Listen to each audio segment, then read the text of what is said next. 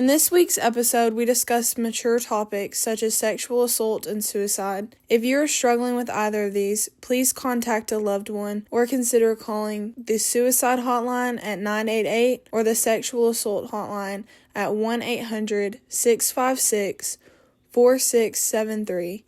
That's the suicide hotline at 988 or the sexual assault hotline at 1-800-656-4673.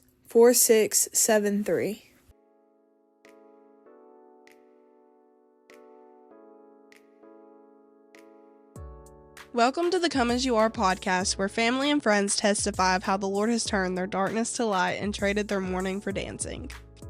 The Bible tells us in 2 Corinthians 5:17, "Therefore, if anyone is in Christ, he is a new creature. The old things passed away. Behold, new things have come." I'm your host, Gracie, and I'm just so overjoyed to have the opportunity to do this. The Lord has proven himself to be so good time and time again in my own life, and it just makes my heart happy to hear of what he has done in the lives of others. As you listen, I challenge you to tune in to what the Lord has done for others and invite him into your own life too. The Lord is no respecter of persons, so what he did for me and what he did for them, he can do it for you. So come as you are and leave changed by the power of Christ.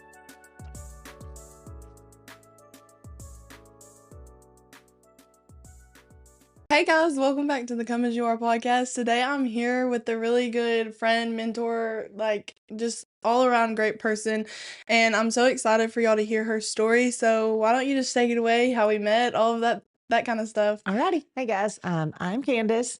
As Gracie said, we met, I guess you didn't say it, but we met, a year and a half ago, maybe? Was it last summer or the summer before?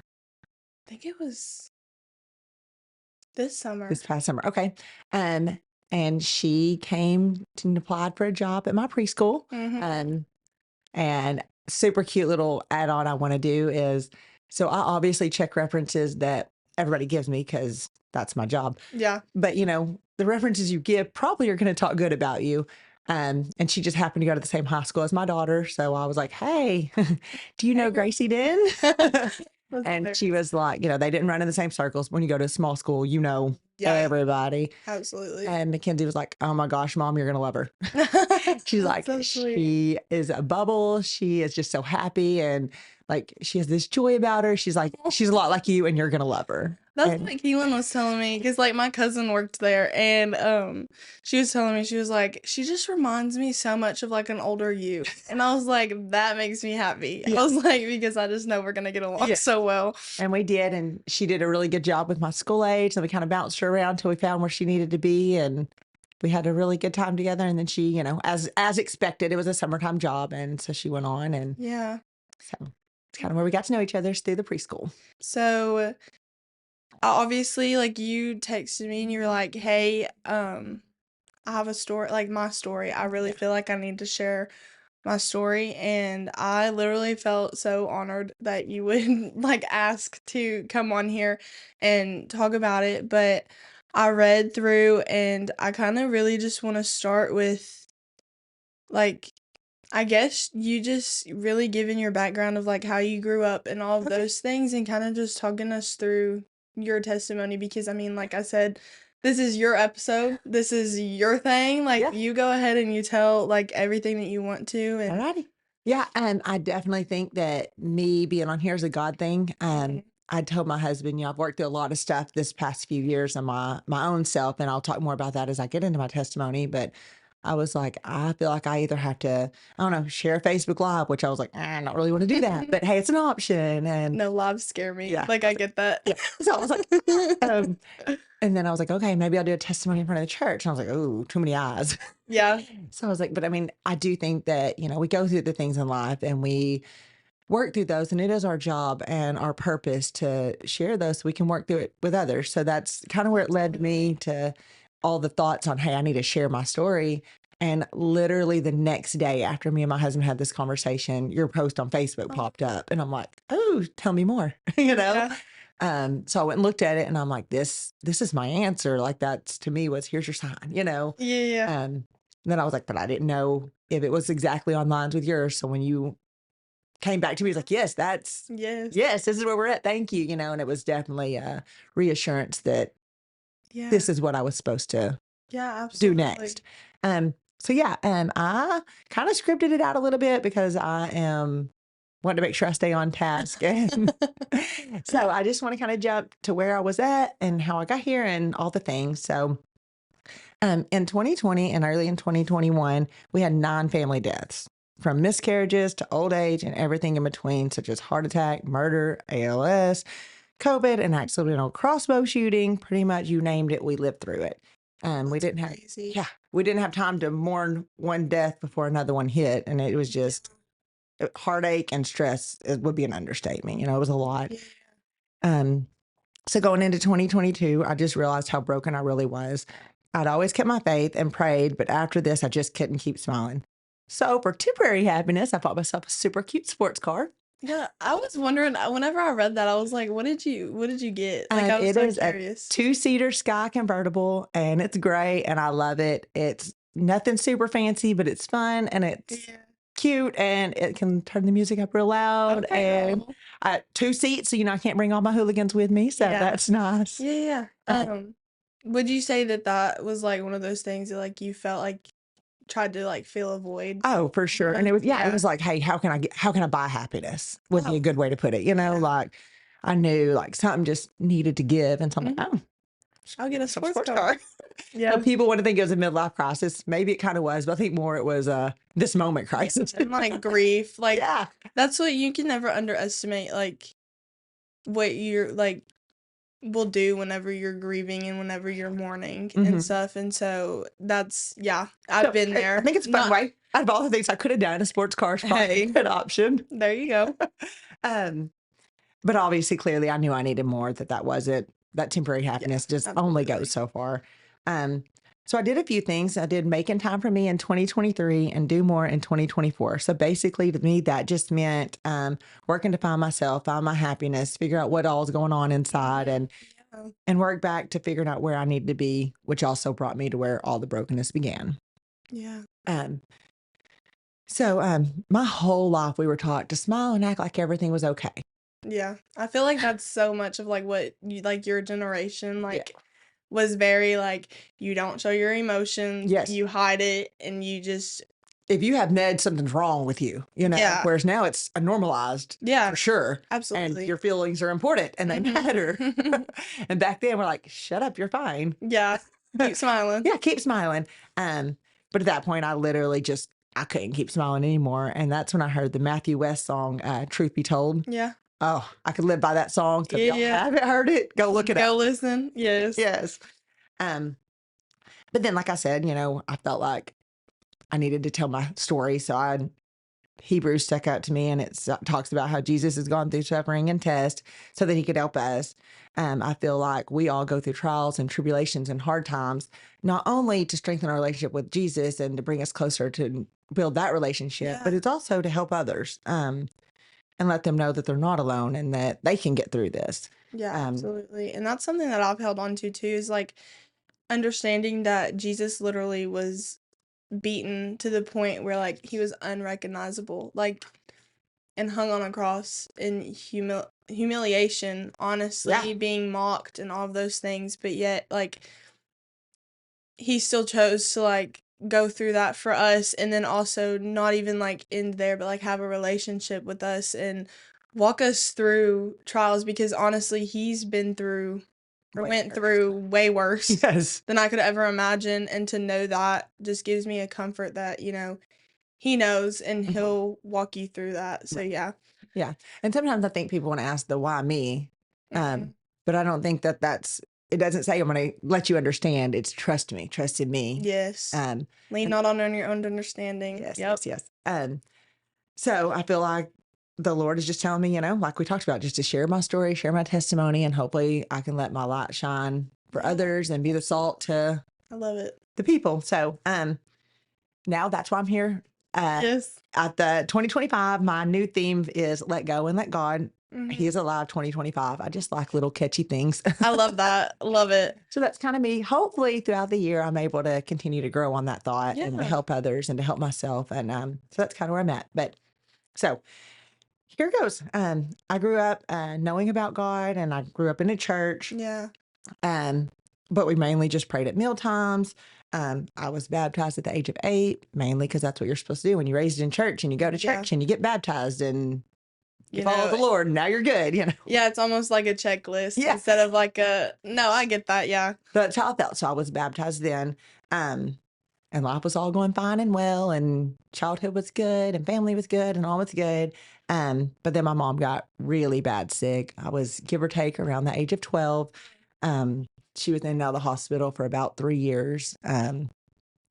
She all of a sudden got sick one day and like could not stop throwing up. Went to the doctor, and they sent her home and said it was just a stomach virus, that she would be fine. Yeah. The next night, she wasn't breathing pretty much. She was like gasping for every single breath. So we had to rush her to the emergency room. And I remember, like I said, I was 12-ish, and the doctor's like, okay, we have to go to surgery now. And I said, what for? Scariest thing I've ever heard in my life. They said, I don't know, but if we don't go now, she's not going to make it. First off, how do you say that to a child? No, literally. So like, I'm terrified. Yeah, I could not imagine. Because not only are you going to surgery right now, you don't know what you're going to surgery for. No, literally. And you're planning on saving my mom? It's like, huh? Like, I don't foresee that happening. So all I knew to do was pray. No, absolutely. So I did. So I started praying instantly. But I could go on and on about the hospital stays and the different diagnoses the doctors gave her, and multiple operations she needed. But she is okay now, and she is well, and she's still my mentor, my hero, and the person that I look up to. Yeah. So, you know, God's seen us through that hard time, and absolutely, it was rough. But she's okay. So yeah, it was a big moment. But just before my mom got sick, this gets a little more personal, but just before my mom got sick, I was touched inappropriately by a family member. At that moment and that time, I knew things were going from bad to worse really, really, really quickly. yeah. So I asked the man, that's like, can I go to the bathroom right quick? And I was young, and I went to the bathroom and I locked myself in. I felt scared and alone. I thought I was all alone in that moment, but obviously we all know that God's always with us. Absolutely, yeah. So as I was there, I was just praying, and I could hear the man on the other side of the door trying to get me to come out, trying to tell me that they're sorry, it's okay, that they're going to be nice now. And, you know, some just awful things. Yeah, some things that were just, trying to lure me back out. But I knew God was saying, stay put, don't move. Stay put, yeah. So I stayed in the bathroom that evening as I prayed. And the next day, my parents came and picked me up, and I didn't tell anybody until my adulthood about that night. I felt ashamed. I felt embarrassed, which I will say, if you're in that position, it is not your fault. You should not feel those thoughts and feelings. But I feel like from other stories that I've heard, it's like confusion. Like it racks your brain because you're like, is this okay? Like, is this something that, because you're with a trusted adult. Right. So it's like, obviously they know what they're doing. Like, why would I question it? And so I, like, just from stories that I've heard of people that have struggled with, like, sexual assault and, like, all of those things, it just racks your brain of confusion. Yeah, for sure. And I think you want to, like you said, almost like you want to make sense of it somehow, because yes, this is a trusted adult. This should have been okay. Like, this shouldn't have been something not. So, but I did learn some stuff that night, obviously, to be more aware of my surroundings, be more cautious of who I put myself around. And absolutely. And I did grow in that day, and I realized not to stay there alone anymore. Little things like that. Unfortunately, you live and learn. Yes. But it doesn't end there. When my mom was sick, some more inappropriate touching started happening from another man that should have been trusted in my life. I kept making excuses for this person, kind of like we just talked about, like telling myself either it was an accident, he didn't mean, or making excuses of how it could be worse. Like, this might almost, like you said, almost trying to normalize it. People go through worse things. Like, this ain't so bad. That breaks my heart. It was hard. But one night And I mean, throughout all that, like I said, this is why my mom was sick. So I'm praying my mom will get better. I'm praying this situation will get better. I'm thinking if my mom dies, because we don't know week to week how bad it is, what will I do next? Because I cannot stay in the situation I'm in. Yeah. If my mom's not going to be here, So with that all being said, it was just a rough patch. And one night I felt like things were going to go wrong really bad into the worst case scenario. So I just rolled myself up in a blanket as tight as I could. I was acting as if I was asleep when the man was there. I was shaking my head no and just praying because I knew that this man could obviously overpower me and do whatever was in their mind at the time. I was terrified, I think would be an understatement, that God did keep me safe. And then at that moment, after that night, I knew like something's got to give. Like God's got to give me the strength. I can't do this alone. What do I do next? So I was able to speak out. I told the trusted adult. Was this in your adulthood that you talked about it, or was this still like probably a month after this incident? Okay. Yes. Gotcha. So yeah, at the moment, because I knew if something didn't stop, I knew it was going to go bad and go worse. Yeah. So I was able to talk to somebody then, which obviously was also hard. But God gave me the strength I needed to have that hard conversation. And from that moment, after that conversation, the person stepped up and stood up for me, and it never happened again. Good. So I kind of look at Joshua 1:9 there. This is my command: be strong and courageous. Do not be afraid or discouraged, for the Lord your God is with you wherever you go. And I needed him then. I needed him now. Yeah, absolutely. All the things. So, absolutely. So that was a chapter that was able to stop. And in my head at that moment, like I believe in forgiveness. I believe everybody makes mistakes and you forgive for yourself often. Yeah. And like the Bible tells us, forgive as your Father has forgiven you. Right.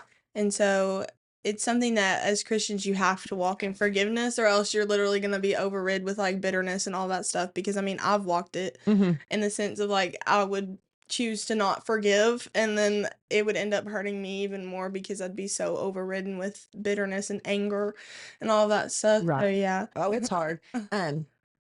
So yeah, but it does, it frees you. It really does. So even if the person doesn't ask for forgiveness or doesn't deserve forgiveness, if you forgive, like you said, like first off, that is what we're commanded to do.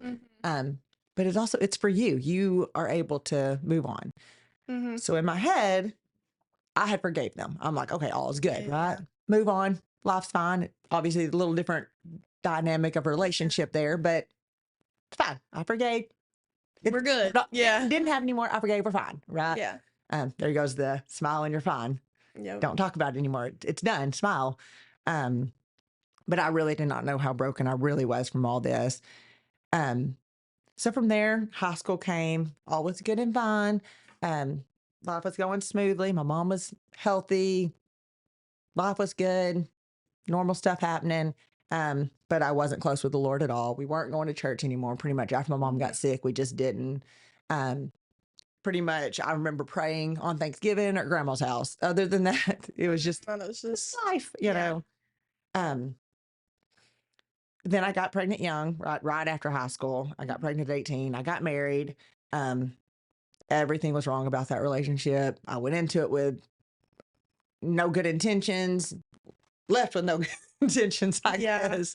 But within that year, I graduated high school. I got pregnant. I got married. I filed for divorce and officially separated all within a year. Yeah. Okay. So that was, and had a child, Yeah. So it was a lot. But I knew that it was not where I was supposed to be. And I knew that, there was something different, and that was not going to be a healthy relationship for me or my daughter. And that was obviously a lot of debate back and forth whether it was the right step to get a divorce, because clearly that's not what we're supposed to do. But living in a relationship like that also was not going to be healthy for me or my daughter.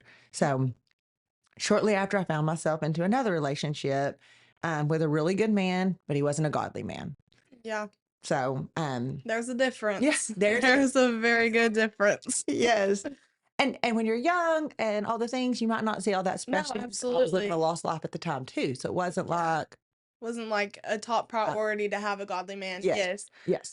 And you just didn't see it that way, Well, absolutely. And that's, I mean, I've even been there where it's just like, whatever, but yeah, I know exactly what you're saying. It was just like, yeah. So we know, our heart sometimes forgets to tell our mom what to do or whatever. So anyways, all was good in that relationship, as good as it could be without God as the center of your life. Yeah. We had a child together as well. So now I have 2 kids, by far the best blessings in my whole entire world. Love being a mom. But like I said, without God in the middle of things and without it being God's way, it's not going to work out. It's not going to fulfill the purpose that you're here for. So we ended up separating. And I knew something had to give. Some things in life happened, and I'm like, look, I hear you. God, I hear you. Yeah. Like almost like he's in the back of your head being like, you're messing it all up. Yes. So yeah, he's over here like, Candus, get it together. You know what you're supposed to be doing.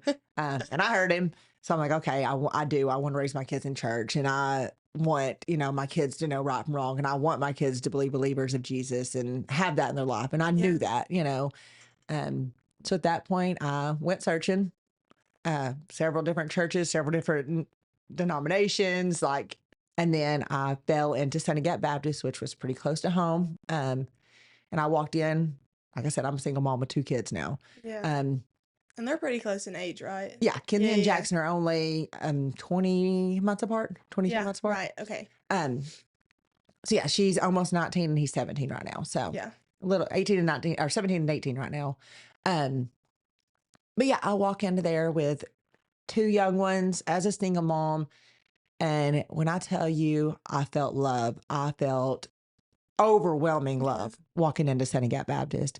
And it's so easy to feel, and some of them too, like I was going to churches. So I mean, I felt some judgment from others, not necessarily meaning to, or just not feeling seen or whatever. Because clearly I'm not living a perfect life. I have a simple life, and I'm walking into a church with 2 kids, single mom. Like it just, something's. I mean, yeah, but like also I feel like so many people are so quick to judge things like that, and they don't really see the underlying of like maybe why everything happened, and so that's something that I've had to learn, is just like to walk in grace and to understand that we all live different lives, and all of our sins look different. I mean, like there's certain things that other people do that maybe I haven't done, but yet I've done this and they haven't done that, so it's like just walk in grace. Yes, and for sure. Yes. And you don't know everybody's past. So also walk with kindness and love, and let your light shine for those that are. Absolutely. A lot of times people have so much baggage that, like you said, you'll never see what led to the choices that were made. Or the life they walked in and their story. But anyways, I walk in and I feel immediate love. That's good. And like from then on, I'm like, yep, this is my place. I am welcome here, and I'm loved here. And my kids were, loved and welcomed, with no judgment. Brother Johnny was the preacher there at the time, and I literally was on fire for the Lord. It was right when I needed it, right where I needed it, the people there that I needed. There was a really good women's group at the time, that had some mentors that I could look up to, which I hadn't felt like I had a whole lot of Christian mentors in my life, that I felt like I could really look up to and grow in my faith. But they were there, and it was just instant, like, okay, this is my place. And I mean, I was telling people left and right, like, hey, you need to come to my church. It's the best church in the world, Yes. Which is definitely how you should feel. Like, so I was on fire big time. And I knew God had a plan, and we were going to get to where we needed to be. So I just poured myself into serving at that church and getting my life better and figuring out where I needed to be and raising my kids up and, doing me. So with all that being said, a few years later, or a couple years later, God brought my childhood crush back into my life. And was that like something that like from like elementary school, middle school? So Mikey was one of my brother's best friends. So me and my brother are only a year apart. Yeah. Okay. So yeah, like I was probably, I don't know, 6th-ish grade. Yes. Yes, So and cute. I thought he hung the whole world, the moon, the stars, and everything in it. Yes. And I was just Timmy's annoying little sister to him, right? Like, Hilarious. oh my gosh, this kid again. Anyways, he was not interested at all, which is probably good because he went down a whole different path. And clearly my life went where it went. And if we were to be together in high school, I don't think we'd be where we're at today. So, No, absolutely. again, God You also knew. wouldn't have the blessings that you have now as your kids and Yes. all that stuff. So everything happens for a reason, and For he sure. can take our ashes and turn it to beauty. Yes, and And he so- is in the working on that for me for sure, and I feel Yes, it, like love all it. the things. But at this time, as I'm still trying to get my, life feeling like it's all back to where I want it to be, I was down set on I don't want to be heartbroken again. Yeah. I don't want to fall in love. I'm killing this single mom thing. I've got this. Yeah. Like I don't need no man in my life. So he came down from college, and I'm like, I can hang out with him. He's not the settling down type. We can just, have Ain't this. gonna go anywhere. I Yeah. ain't gonna fall in love with him. We'll just date and hang out or whatever. And it's gonna be that, Yeah. nothing else. Well, little did I know he was planning to settle down and find a family because he was tired of living the crazy college bachelor life. fun life. Yeah. Yeah. I was told him, now I joke because I'm like, hey, that was false advertisement because I didn't want to fall in love again because I'm tired of being hurt. But God does know. God knows. Yeah. So with that all being said, clearly, we got married, had 2 more great children, and now we're over 12 years in, happily married. So That's awesome. as I did not want to, I mean, I'm not kidding. We were together every single day, and people are like, oh, is that your boyfriend? I'm like, no, So I ain't got one of them. And everybody like, were you with him last weekend too? I'm like, yeah. That makes my heart happy though. Like, was he very like, I love that y'all like, I guess like hung out and did all of that stuff. And I guess, did you like include the kids and stuff? Oh yeah. He was just very like, oh Yeah. that makes my heart happy. Yeah. Our first non-dating summer that we were together every day. And he was actually working in Little Rock, and I got we got all 4 of us passes to Wild River Country. So like every afternoon I would get off work a few minutes early, or like there was 2 days a week or whatever that we'd go. We'd all meet up there and hang out, and it was like literally the coolest, funnest summer. I love that. And we weren't dating, even though we were. We weren't dating. He wasn't my boyfriend. No, he's not. He went to the circus with us that fall, like all that. Like, no, he had a boyfriend. I'm happy though that like he was very welcoming with like your kids and like helping you with that and all that stuff. That makes me happy. Especially as much as I was like, no. And he was like, hold on, give it time. I'm working Give it on this. time. And that was his plan. And I didn't know Yeah. that till we were married. I'm like, hey, you should have told me. That's hilarious. But it worked out exactly how it was supposed to. And, I mean, we do not have the perfect marriage because no one does, but I'm truly blessed and happy and proud to call him my husband. And I'm like, thank you, God, for not, not letting me have my way there, because I was like, no, absolutely. Absolutely. So now we'll jump all the way back kind of to 2022, as you kind of heard some of the trials and tribulations I went through over childhood and young adulthood. And, God obviously seen me through every step of the ups and downs. So in 2022, like I said, my brokenness kind of had taken over. Life was just getting harder. It was just some work stuff was stressful. All the family deaths had happened. We're trying to figuring out the new normal after all the COVID shenanigans. Definitely mental health got like, hey, you had the daycare during that. Yeah. So did y'all shut down? 2 days. We closed for 2 days during all of COVID. Okay. Yeah. So y'all still kept it going then. Yeah. So DHS would give us new rules and protocols, felt like daily. Yeah. And we're like, okay, let's jump through it, Yeah. And we did all the random things. We put some UV lights in the air ducts to help kill the germs. We had a specialty team come in that kills the COVID, But it was a lot. So my husband was working during COVID. I was working during COVID. And then all my kids were needing to be homeschooled because school was not in session during COVID. Yeah. So like all the things, like we're trying to figure out that part of life. And that was not, I'm fantastic with my 5 and unders.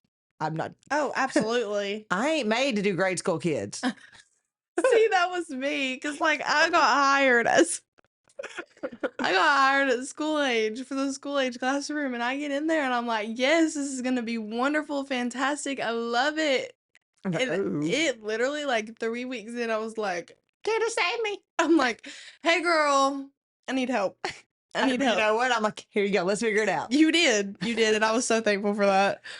But yeah, so I'm like, look, I'm not made to homeschool my kids. That's all. Figured that out real quick, like. But anyway, so we go through all the things, and 2022 is just like when we finally can breathe and be like, whoa, That's crazy. what all just happened? Felt like a fever dream. Yes, what all happened the last 2 years, you know? Yeah. But during all that too, one of my children had always dealt with anxiety, and we've been able to, you know, talk through it, and we've had this open communication and been okay.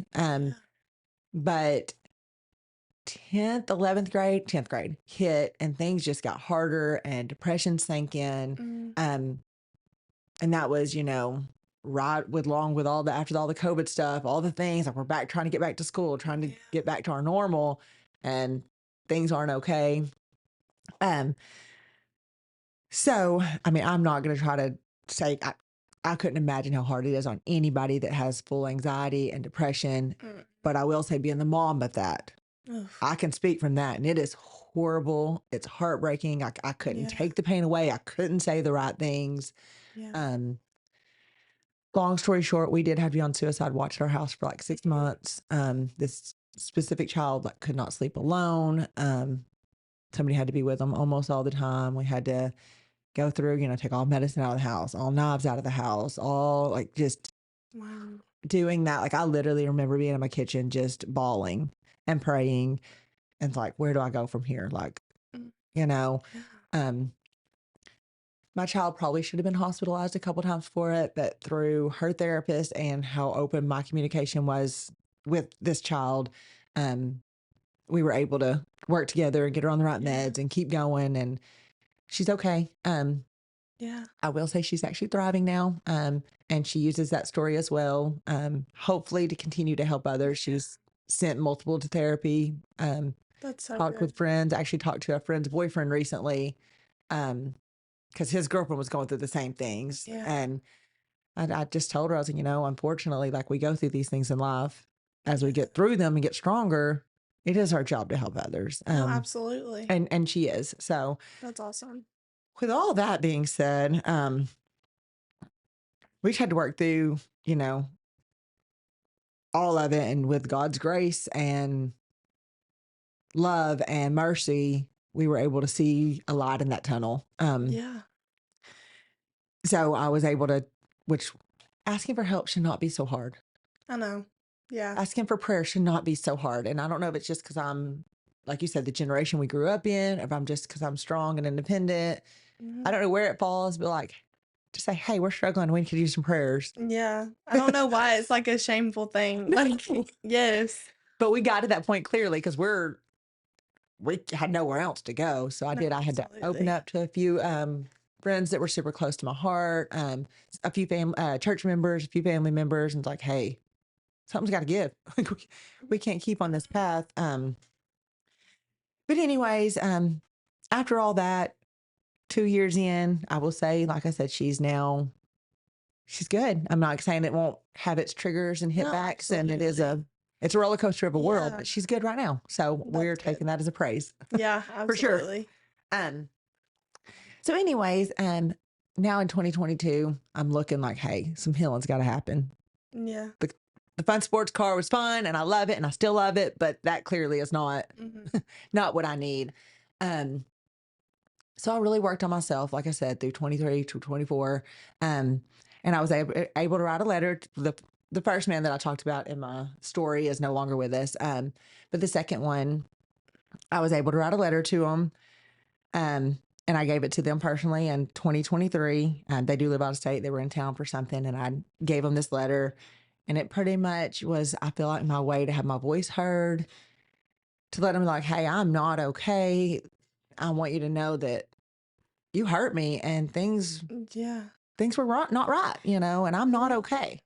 So during all that, I did give them the letter, and I was at the point that I'm like, I think this is a letter of goodbye. I think this is me saying, I fully forgive you. I have to let this go. Yeah. And in that, I probably have to let you go. But yet again, we don't know anything. God's got this. So, and months down the road, I get a note back that just pretty much was like validating my feelings and apologizing and let me know like, hey, I would like to have a relationship with you. And I'm like, okay, I was prepared for done, you know? So I was like, okay, God, what do I do now? Just prayed over it some more. Just kind of setting this teeter totter of uncertainty, you know, like, Yeah. I need to forgive. I do believe fully in forgiveness. And if we can continue at no hurt, that would be fantastic. I genuinely like this person. Like, I think this person's a good person other than that moment in time. Yeah. And so I just, you know, it was just there for a little while. Well, on March 10th, 2024, so from about a year after the original letter, there was a let go and let God type message Brother Scott was preaching on, and he went on and on about letting go of things that are holding you back. And like I said, this person lives out of state, and I'm listening, and he walks in the door at my church and sits beside me. Wow. And I'm like, whew, you know, okay, so where do you go from here, right? And like, Holy Spirit legitimately just completely took over and was like, I got you. And I'm listening to the whole spiel, the preacher's right on cue. Everything is working like exactly what I needed it to be. And I went up to the altar and I literally just bawled. I lost it. I prayed and I'm like, okay, I hear you. I want to let go. I want these chains to be broken. I want a relationship with this person if it can be a healthy one. Just that moment was so much. And then I got to have the support of my church family and my family members. And from that point, I think that was really my turning point to say, it's you can forgive. It hurt and it sucks, but it's going to be okay. Yeah. And we are clearly working on a relationship still. It probably won't ever be what it was clearly before all the things, but I think it can be a healthy relationship. Yes, absolutely. And that's to say that like God can reconcile things and things that like we never imagined to be possible, and that we in our like human brains, like in our flesh, we think that this is not salvageable. This is not something that is ever going to be fruitful. Right. And all these things, but clearly God always has a plan, and he can reconcile and sure. all And then that. another thing that I think was funny, and I did not even put this together. So when we talked originally, and I'm like, I think I've got to share my stuff. I've got to let people know, you know, God's got this, you know, even when you're in your darkest and even your worst. And that's kind of what we talked about. And I'd had already decided I'm doing the let go and let God, God's alive 2025 kind of thing. And so after working on, hey, I've got to put all my thoughts together so that I can be able to share my thoughts, you know. And I actually, that moment was so big to me the day that he was there and the message was on. I wrote it in my Bible. I wrote down the date. I would not have obviously clearly remember that date if I hadn't.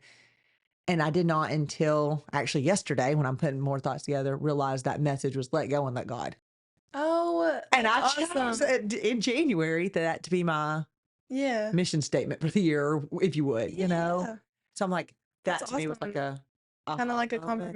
confirmation that Yeah. I love it. And I was like, what? And I did not put that together until yesterday afternoon. Yeah. So that was, you know, so with all that, I am able to feel joy again after all the ups and downs. Yeah. I'm blessed from the chains that, you know, like we talked about, some of the negative feelings that you get from your life, you know, like unworthiness, unclean, guilty in any shape or way, you know. But I'm able to let all those go, and I'm far from perfect. I ain't ever gonna claim to be perfect. Me either, girl. Me either. But I am who I am, and I'm standing strong in my faith of God, and you know that we can all learn from who we are, and you know, being able to share my story and testimony. I hope that it lets everybody know that it's okay not to be okay. It's just not okay not to talk about it. So No, absolutely. And that's what your story really, like, whenever I first read it, because you sent me like all the text messages and stuff, and I had finally had time to sit down and read it, and so I read through all of it, and it just brought me to tears. Just the thought that, like, because, like, obviously I know you now, so, like, I had never met you prior to, like, applying to the preschool and, like, all of that stuff, and then, like, I just knew you to be this joyful bubble. yeah, Love you, like, all of this stuff, and so to hear of how the Lord brought you from literally some of the most awful things that could ever happen to a child, and for it to blossom into who you are now and loving, like, Christ and just following him and being so, consistent with your belief and your faith and all that stuff. It's a true testament. thank you. Thank True you. testament. You're welcome. And I do try, obviously, to continue to live the way Jesus wants us to live and give love and to give forgiveness and to be that light. And hopefully sharing some of this will help but I do, we actually talked about it before we got started. And I was like, Gracie, listen, some stuff in my past and my story is rough and tough and the trials you go through aren't great. I was like, but I don't want anybody to sit here and think, oh, what a sad, horrible life, because I have a good life. I'm proud of my life and I'm happy in my life. Yeah. And I feel blessed daily in all that I have. So one thing I just wanted to add is, like, as kind of like, I feel like the signs, and I was on my way here and I stopped at Dollar General and I was like, oh, I'm about to go to the restroom while I'm here, I already texted my husband, like, feeling a little nervous, and I go in there and on the wall, it had, what Bible verse was it? Let me see. I have my phone over there. What Bible verse was on the wall? You can use your phone if you want to. I think I left it on the other side. Anyways, there was a Bible verse on the wall. It's one of my mom's favorites. Like, I can do all things through God who gives me strength, but I don't know Corinthians. I think it's Philippians 3:14, maybe. Say, hey, everybody, that's your job. Look it up, see if we're right or wrong. Anyways, fact check us. Because I'm not sure what it is, but I know the verse clearly because it's, through all the things. And I'm like, I see you. I see you. I do got this. I know you're with me. Give me courage. Get the courage. Give me what I need to get my story out. So it was just one more of the little signs. And then you saying, this is the Come As You Are podcast. And that's exactly what you're supposed to do. Come as you are. Don't wait to get right. Don't wait to get your life figured out. I know, because, like, it's a never-ending cycle. No. Because if we waited until we were, better, whatever it is, because we're never going to be, like, fully sin-free and, like, all this stuff and try and figure it out ourselves and all that stuff. Like, it takes the blood of Christ. Yes. And so that's the thing that I preach is just, come as you are. And then, like, you don't have to stay there. Yeah. You need to leave changed. Like, you need to, have that encounter with the Lord and then leave different. I fully believe in that 100%. And, God does know. He knows your past. He knows your future. He knows the thoughts you're going to have before you think them. So if you're thinking, hey, when I get better, then God can love me. God's going to know what you're doing along the whole route anyway. That's so true. So come over here and open your arms, open your heart, So yeah, that's kind of my whole ta-da. So story. Yeah. Any other thoughts or questions? I normally ask every single, like, person that's on, like, a piece of advice that they would give to maybe either somebody that's in a similar situation as you, which you kind of already touched on that. So I would say, just, like, if you could look back at you whenever you were in, like, that brokenness and in that very, very vulnerable state, what's, like, a piece of advice that you wish that you could, like, give yourself to fully follow? So I will say, kind of like you said, I kind of talked about some of it throughout. I would say, like, your feelings are valid. Have your feelings and don't get stuck there. Yes. And I really did use that. I think I listened to that Matthew West song every single day because part of me needed to say, like, it's okay. You're okay. Yeah, you're broken. You're messed up, but you're going to be all right. Yes. So to me, I think the biggest thing is, it's okay to ask for help. It's okay not to be okay. Just don't stay there. Don't get so far down that you can't figure out how to get out. And that's the thing, like, there's a very, very distinguished line between faith and feelings. And so, like, yes, it's okay to feel like your feels, like whatever the word, like however you word it, it's okay to feel sadness. It's okay to just all of those things, but also you can't let that you're going through deter you away from who God is. Right. Because the moment that you allow your feelings to take over, it just becomes a mess, honestly. Because like I've been there. Got it. Yes, we think we have it, and then our own vices just aren't sufficient, and so that's I would just say. I will say on that too. I was just watching a really, really good movie. And the perfect example came up. Is we tend as humans to only pull God out and only pull prayer out when we're in a predicament that we can't do better. So we use him more like the spare tire, like, oh, I can't go anymore. Let me pull some prayer out. Yeah. Whereas, get God, get the prayer, put the spare tire on, and keep on going, But you should lead like God, and prayer life is your steering wheel. No, absolutely. And let it guide and direct you through the ups, the downs, the curves, the good times, just always the leader of your life. Yes. So that was a really good way to look at it is, don't, hey God, I'm in a predicament that I can't get out of, Yeah. And just to live that every day in constant prayer in your walk with God and your relationship just open at all times of life. My other thing too is you kind of pointed that out about me. So thank you first off, but, be a light to the ones around you is my other advice to everybody. Like you don't know what anybody went through this morning or last night or what's going on at home. And if you could be the one piece of their life or day that they go back home and my day wasn't horrible because of this thing this person said or did, that can make the big difference. And we just don't know what anybody's going through. So just let your light shine and love. Yes. I love it. And be intentional. No, that's a really good one. Because that's what I do, like a word every year type thing. And somebody was telling me about how theirs was intentional. And I was like, that's a very, very, very good one. Yeah. Because I feel like so many people are nonchalant, whether it be joking about something or just slapping on a smile, hey, how are you doing, without really like meaning it, And so intentionality is a huge thing. Yeah. So I think my advice to any listener is, to be intentional and let your light shine. And I think when you're stuck, don't stay there. Ask for help. Love it. So that's me. I love it. And I'm so glad that you joined us today and like shared your story. Yes. Because I truly believe that there are people out there that struggle, with this kind of thing, and they don't know where to go. And so to hear your story of how you navigated it with the power of Christ and all of those things is a very, very true testament to how good God is and how amazing he truly does stick closer than a brother. And so I just thank you for being on here. Thank you so much, Gracie, for having me. I needed this just as much as I hope the listeners needed it too. So thank you.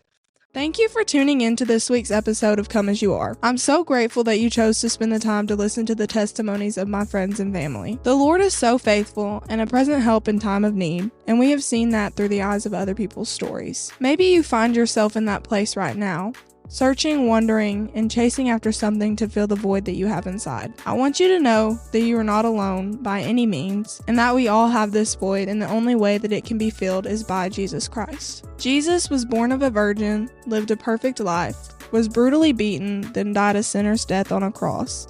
And then he was buried in a tomb. He did all of this for you, and he did it for me, to save us from the grip of sin in our lives so that we may have forgiveness and be set free. But the good news is, it doesn't end there. 3 days later, he rose from the grave, proving that death and hell is defeated in the powerful name of Jesus. And this Jesus wants a relationship with you. He loves you, and he wants to set you free from the stronghold of sin, brokenness, and burdens, and show you that there is so much more to life. John 3:16 tells us, "For God so loved the world that he sent his one and only Son, that whosoever believes in him shall not perish but have everlasting life." This verse wraps up the gospel completely. It tells us that God loves the world so much that he sent his one and only Son, and that whosoever believes in him should not perish but have everlasting life. And he did all of that in just hopes that you would come to him. And how you do that is simply by calling upon his name, admitting that you are a sinner and need a saving, and believing in your heart that Jesus rose from the dead 3 days later. And the Bible tells us that in Romans 10:9. If you confess with your mouth Jesus as Lord and believe in your heart that God raised him from the dead, you will be saved. And then it goes on to tell us in 2 Corinthians 6:2, for he says, at the acceptable time I listened to you, and on the day of salvation I helped you. Behold, now is the acceptable time. Behold, now is the day of salvation. This scripture makes it clear that today is the day of salvation. There is no need to wait whenever the Holy Spirit is tugging at you to come to the Father. If you have made the decision to follow Christ for the first time, recommit yourself to Christ, or have any questions, please email us at ccomeasoyouaree.pod@gmail.com with your decisions or questions. Thanks again for listening to Come As You Are. We will see you next Monday at 10 a.m. Central Time. Love you guys.